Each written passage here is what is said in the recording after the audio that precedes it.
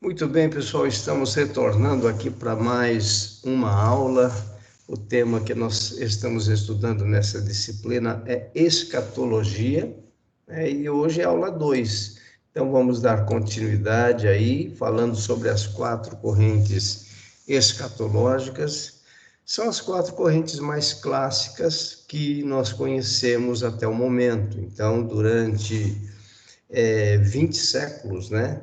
21 séculos, nós temos essas 4 correntes teológicas que nós pretendemos, então, resumi-las hoje, ou se não conseguirmos, nós daremos continuidade nessas correntes na aula 3. Por quê? Porque vocês vão ver que o assunto é bastante extenso, são muitas informações, apesar de nós estarmos sintetizando, mas muitas vezes as informações elas acabam sendo muito densas, e aí as explicações, eu não sei quanto tempo vai durar a explicação, por isso que nós podemos prorrogar a aula 2 para o próximo sábado. Mas vamos ver o que nós vamos conseguir, até que ponto vamos conseguir hoje. Então, são 4 correntes escatológicas, e dentro delas também tem opiniões diferentes. O que isso demonstra a nós? Mais uma vez, vou dizer a vocês que nós, como homens, que tentamos fazer uma interpretação bíblica mais correta possível, mas por causa das nossas limitações humanas, muitas vezes nós não enxergamos aquilo que deveríamos enxergar na palavra de Deus. Por isso é que nós temos 4 pensamentos. Mas isso não nos deve preocupar, porque com relação à salvação em Cristo, com relação às doutrinas básicas, como eu já falei para vocês, com relação à obra expiatória de Jesus na cruz do Calvário, com relação à divindade de Cristo, com relação à doutrina da Trindade, com relação à obra de redenção, à justificação, à santificação, à glorificação, não há divergência no meio evangélico. Então, graças a Deus por isso, que nós não dependemos de ter toda a revelação a respeito da escatologia para sermos salvos.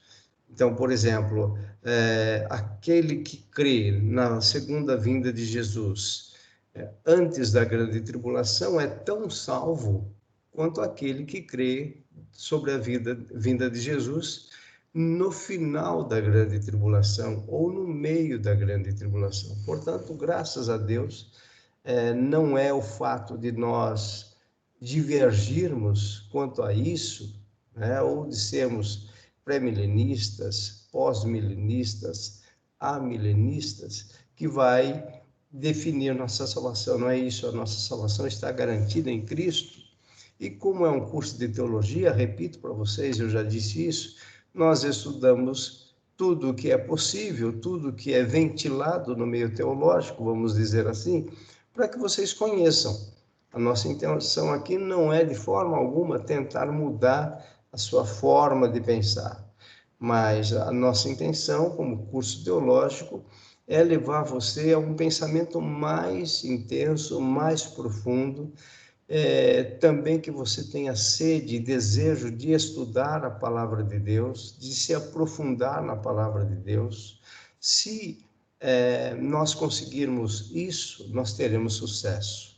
Não é o fato de nós levarmos vocês a pensarem como eu penso, como nós pensamos, mas é levar vocês a analisarem, a terem um espírito igual àquele que operou na vida dos bereanos ali em Atos 17, quando eles então analisaram as palavras de Paulo, verificaram que Paulo estava correto e por isso eles se converteram. Com isso também não estou dizendo que as minhas palavras estão corretas, não é isso.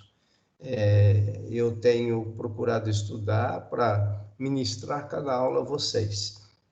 E também estou aprendendo da mesma forma que vocês. Então, na verdade, nesse curso nós trabalhamos juntos, nós estudamos juntos. Então, vamos lá falando sobre essas 4 correntes. E antes disso, vamos finalizar a questão das 70 semanas de Daniel, para nós depois, então, analisarmos as 4 correntes. Porque aqui nós temos informações importantes que já começam a nos dar base para a interpretação das 4 correntes de linhas escatológicas. Então, as 70 semanas de Daniel, continuando aqui numa interpretação literal futurista, nós já falamos um pouco disso, mas agora nós vamos trabalhar com datas, para vocês verem que os exegetas, os teólogos, tentam encaixar as 70 semanas dentro de datas específicas. Então, numa interpretação literal futurista, o que nós vamos encontrar? Tá? Nós vamos encontrar isso. Acompanhe agora da sua direita para a esquerda. Então, nós temos lá primeiro decreto de Artaxerxes, em Esdras 7, 11 a 28. Eu preciso que vocês localizem isso, então, tá? O primeiro decreto. Aí, descendo uma setinha, você encontra o ano 457 a.C. O que significa isso? Dentro dessa interpretação literal futurista, o decreto para a reconstrução da cidade e do templo ocorreu em 457 a.C.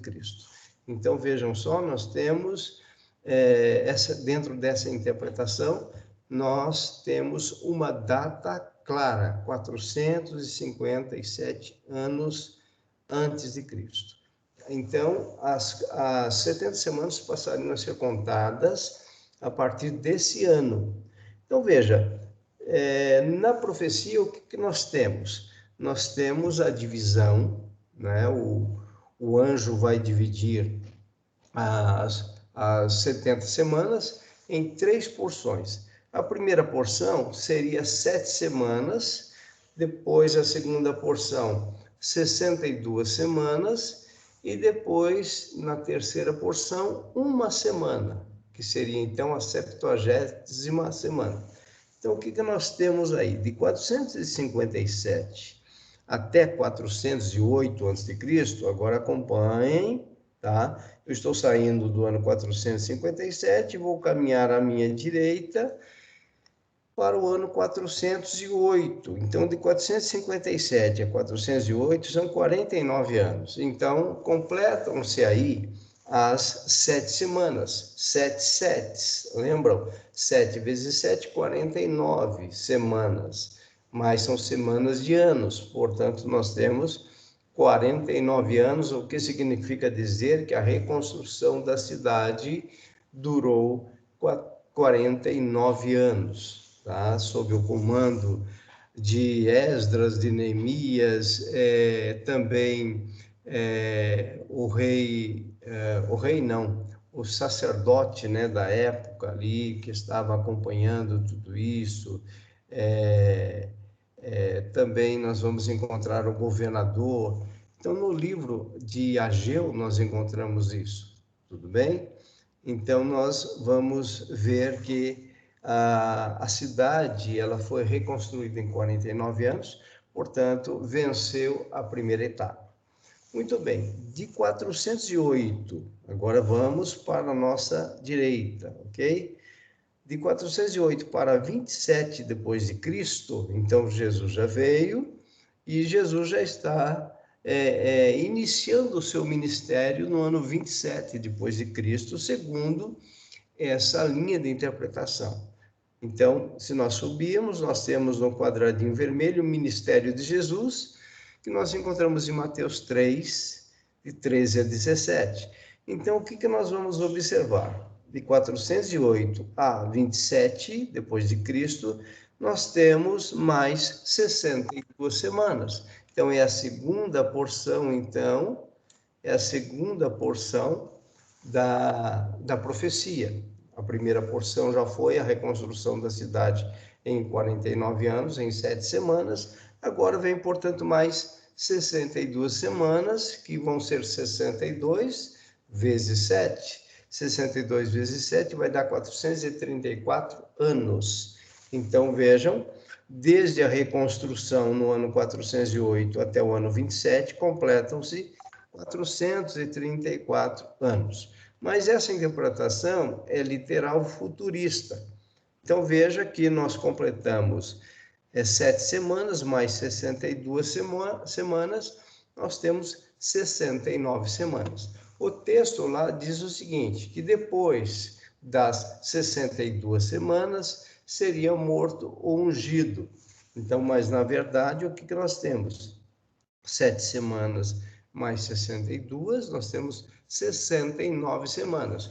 Portanto, seria morto ou ungido depois das 69 semanas. Eu espero que vocês estejam acompanhando esse raciocínio, por isso eu peço que estejam extremamente ligados.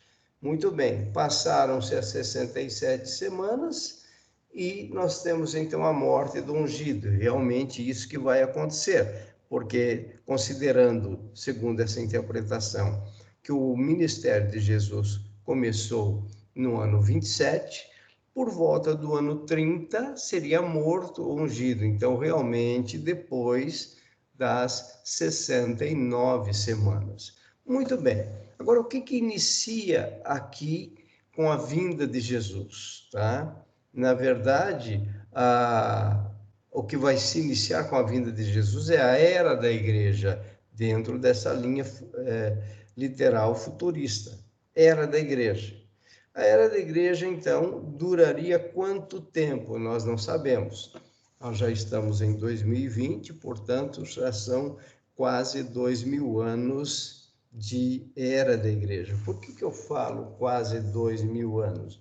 Porque nós não temos ainda 2000 anos da era da igreja. Por quê? Porque a era da igreja nasce por volta do ano 30, tá? Nós estamos em 2020 menos 30, então nós temos 1990 mil anos, né?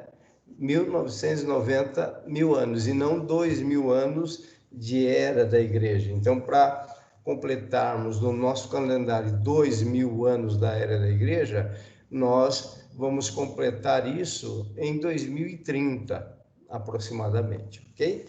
Então, nós estamos há quase 2000 anos vivendo a era da igreja e na interpretação literal futurista, tá? Então, por isso que é futurista, não está faltando aqui a 70ª semana? Está.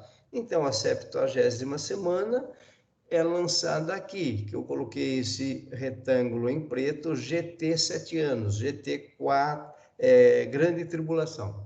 Então, seria uma grande tribulação de uma semana. 1 vezes 7 são 7 anos. Por isso que aparece nessa interpretação esses 7 anos aqui da grande tribulação. Então, nós temos uma interpretação literal futurista. Muito bem, dentro dessa interpretação literal futurista, o arrebatamento da igreja ocorre aqui, olha, antes da grande tribulação. Tudo bem?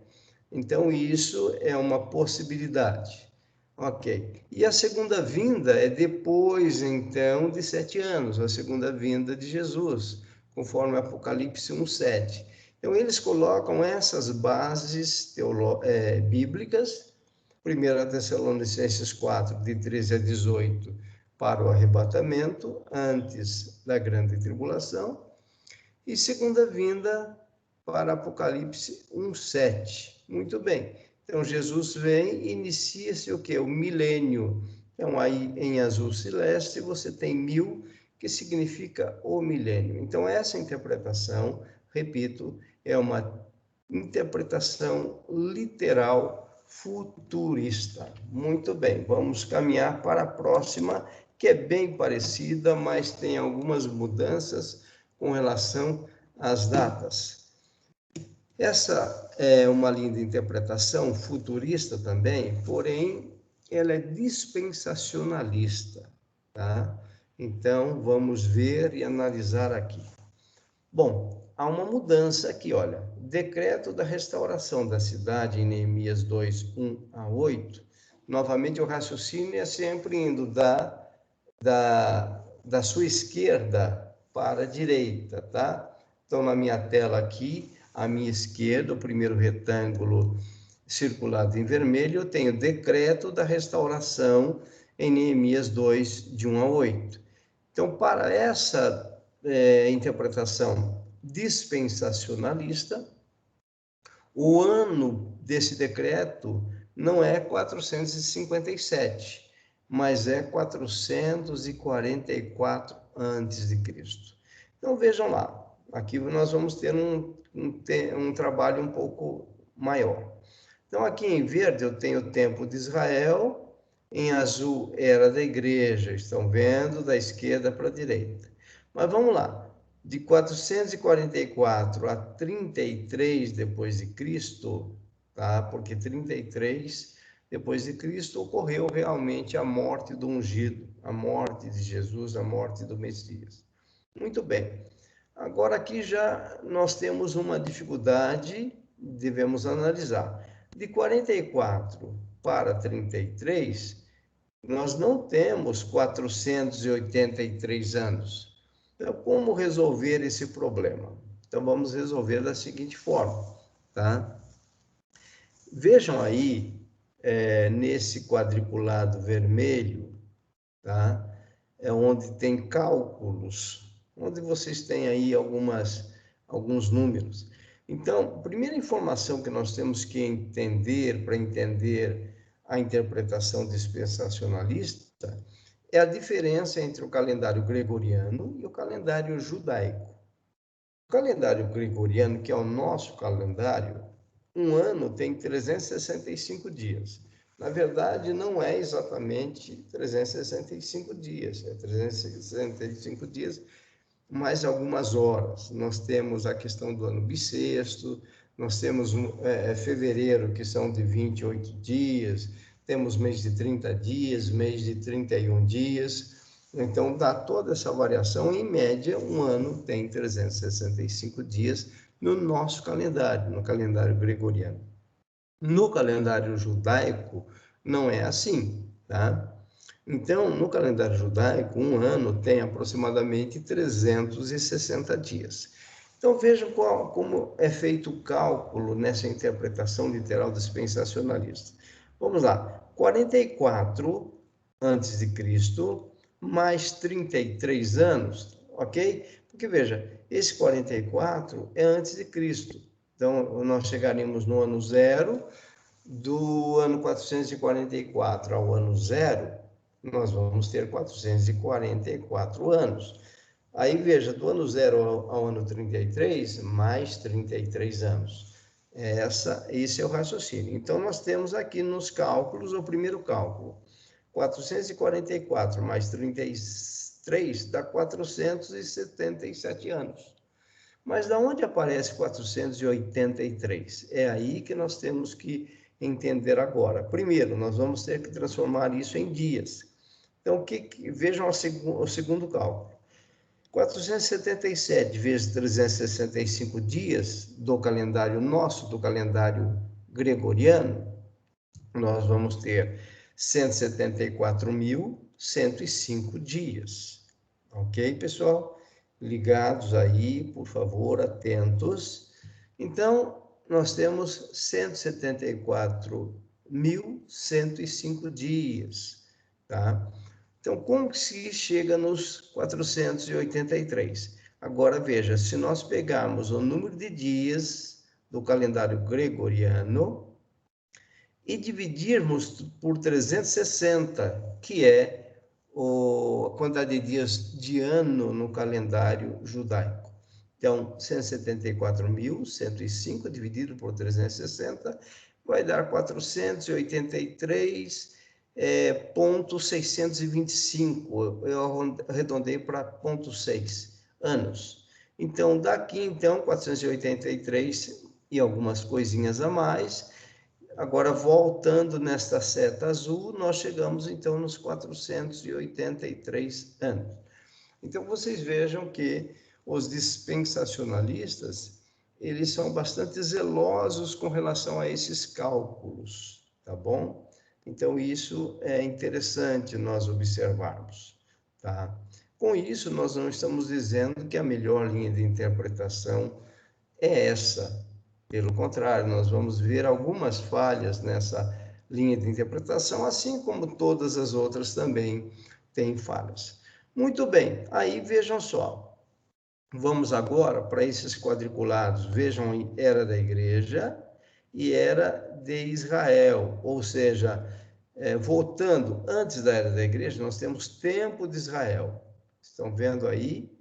Tá? Tempo de Israel, ou seja, significa que durante esse tempo, até a vinda do Messias, Deus trabalhou com Israel. Isso significa o quê? A antiga aliança, o Antigo Testamento. Deus trabalhando com o seu povo escolhido, com os hebreus, com os judeus, com Israel. Na verdade, é hebreus, Israel e judeus, tá? É o mesmo povo, ok? Então, até o Messias, Deus está trabalhando com Israel. E dentro dessa interpretação dispensacionalista, uma outra informação importante, tá? É que a partir do momento que inicia a era da igreja, os dispensacionalistas dividem aqui era da igreja e intervalo da história de Israel. Então, para eles, esta era da igreja é o tempo dos gentios. Então, cessa o trabalhar de Deus, trabalhar aqui entre aspas, com Israel, e Deus vai voltar a trabalhar com Israel, entendam aqui, Deus vai voltar a trabalhar com Israel na 70ª semana de Daniel, que é exatamente na grande tribulação. Aqui em preto você vai ver 3,5 e 3,5, ou seja, 3 anos e meio, primeira porção dos 7 anos da grande tribulação, mais 3 anos e meio, segunda porção da grande tribulação. Nesse período de 7 anos, Deus já, antes disso, né, Deus arrebata a sua igreja nessa interpretação literal dispensacionalista. Então, se você é dispensacionalista, veja só, obrigatoriamente por questões de interpretação, tá? Não tem como você ser dispensacionalista e não fazer isso, tá?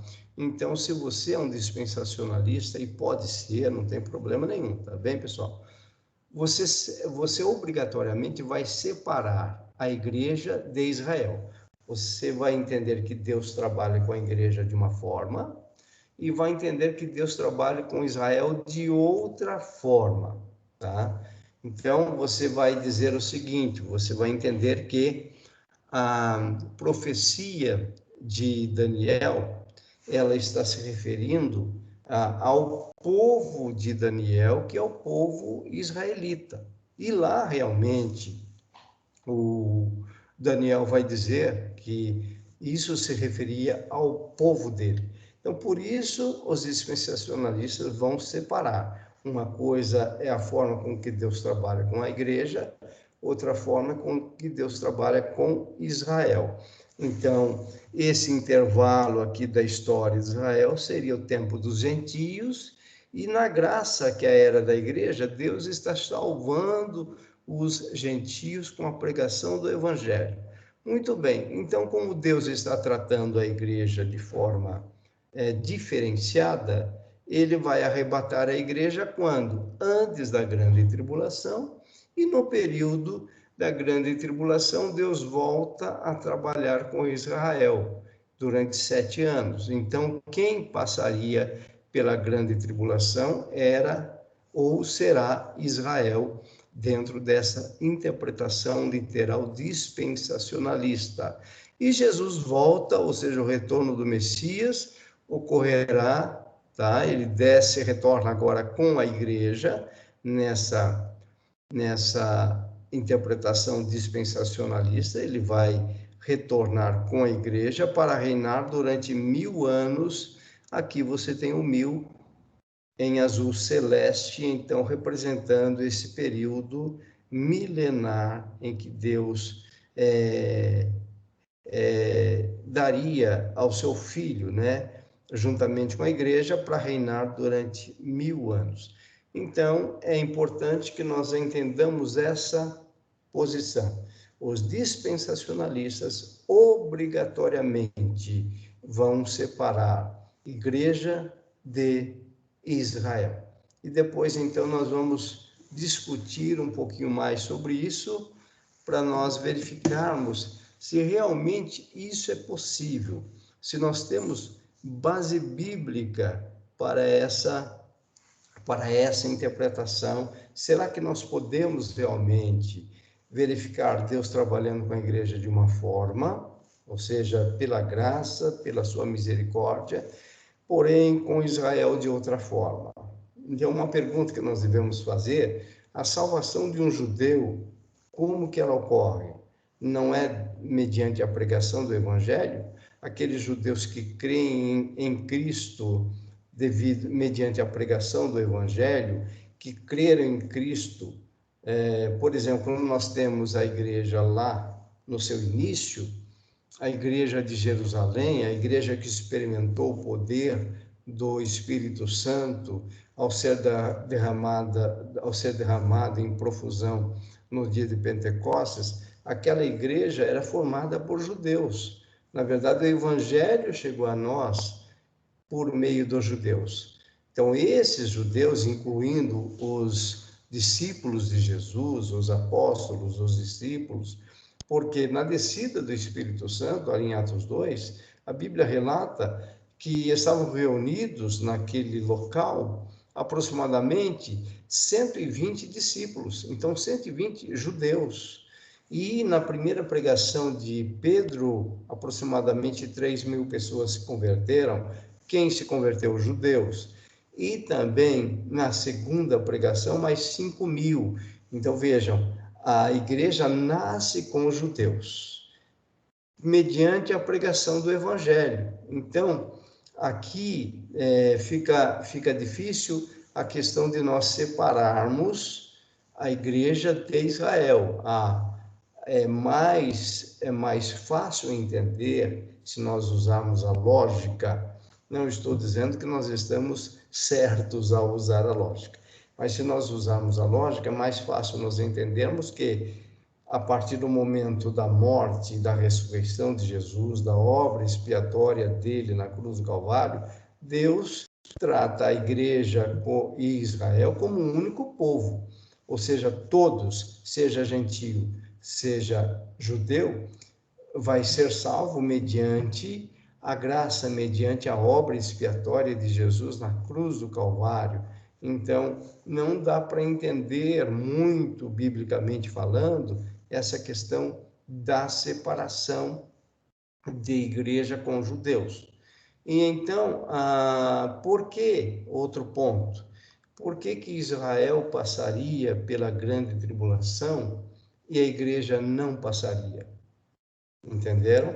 Dessa forma, essa interpretação literal dispensacionalista, ela tem falhas, como as outras interpretações têm falhas. Por isso que eu já disse a vocês que, com relação a correntes escatológicas, nós não podemos ser dogmáticos. O que é ser dogmático? É você fechar com um dogma, é isso que a Igreja Católica faz, e determinar uma doutrina imutável. Então, um dogma é aquilo que você tem certeza. Então, quando você tem certeza, você cria ali um dogma. Por exemplo, a salvação mediante a obra de Jesus na cruz do Calvário. Isso é um dogma para nós. Nós não vamos mudar essa doutrina de forma alguma. Agora, na escatologia, estabelecer uma certeza, criar um dogma, criar uma doutrina, isso nos compromete, porque a partir do momento que nós temos essa firmeza e essa convicção e essa certeza, nós vamos ter que ter base bíblica para isso. Então, por isso que eu estou trazendo esse pensamento para vocês para vocês amadurecerem, para que vocês possam crescer na investigação da palavra do Senhor, tá bem? Agora vejam, eu repito, com isso nós não estamos dizendo que a interpretação dispensacionalista é errada. Estamos dizendo que ela, assim como as outras, tem as suas falhas, ok? Então, pessoal, vamos dar um intervalo e retornamos logo em seguida com a segunda parte desta aula. Deus abençoe vocês. Então, até daqui a pouco.